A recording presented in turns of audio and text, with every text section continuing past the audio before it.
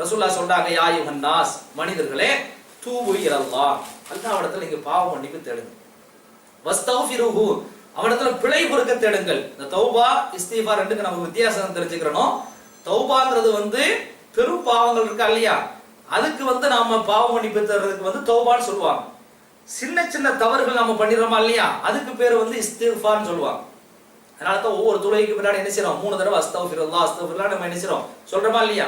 அப்ப பெரும் பாவங்களுக்கு இந்த தௌபா அப்படிங்கிற வார்த்தையும், சிறு பாவங்களுக்கு இஸ்திஃபார்ங்கிற வார்த்தையும் அல்லாஹ் என்ன செய்யறான், குர்ஆன்ல பயன்படுத்துகிறான். இப்ப ரசூல் ஸல்லல்லாஹு அலைஹி வஸல்லம் சொல்றாங்க, மனிதர்களே நீங்கள் அல்லாஹ்விடத்துல தௌபா தேடுங்கள், பெரும் பாவங்களுக்கு வஸ்தக்ஃபிரு, சிறு பாவங்களுக்கு இஸ்திஃபார் தேடுங்கள். ஏன்னு சொன்னால் ஃபஇன்னி அதூபு ஃபில் யௌமி 100 மர்ரா. முதல்ல போன வாரம் கூட பண்ணும்போது கூட அவங்க கரெக்டா தான் சொன்னாங்க தௌஃபீக் அண்ணன். அதாவது 100 முறையும் ரசூல் ஸல்லல்லாஹு அலைஹி வஸல்லம் இஸ்திஃபார் பண்ணியிருக்கிறாங்க. அது நான் பார்க்கல, இப்ப பார்க்கும்போது 2 வகையா வந்திருக்கு. முதல் கட்டமா என்ன செஞ்சிருக்காங்க, ரசூலுல்லாஹ் 70 முறை என்ன செஞ்சிருக்காங்க, பாவ மன்னிப்பு தேடி இருக்காங்கல்ல ஒவ்வொரு நாளும். இன்னொரு முறையில சொல்லி இருக்கிறாங்க, நான் ஒவ்வொரு நாள் என்ன செய்றேன், 100 முறை அல்லாஹ்விடத்துல இஸ்திஃபார் பாவ மன்னிப்பு தேடுகிறேன் அப்படின்னு ரசூல் ஸல்லல்லாஹு அலைஹி வஸல்லம் சொல்றாங்க.